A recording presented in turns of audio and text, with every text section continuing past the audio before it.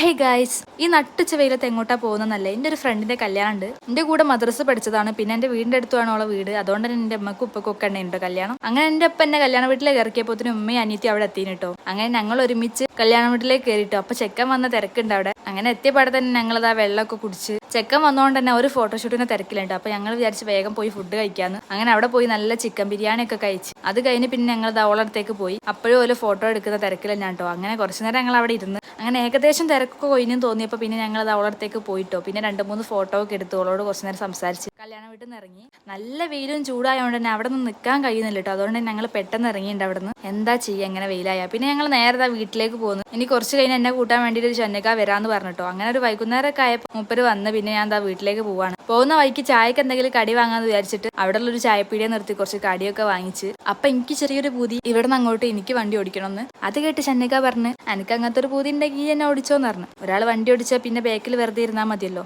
അങ്ങനെ പിന്നെ ഞാൻ അവിടുന്ന് വീട്ടിലേക്ക് ഞാനേ ഉണ്ടോ വണ്ടി ഓടിച്ചേ. അപ്പൊ ഇത്രേ ഉള്ളൂ ഗൈസ്. Okay bye.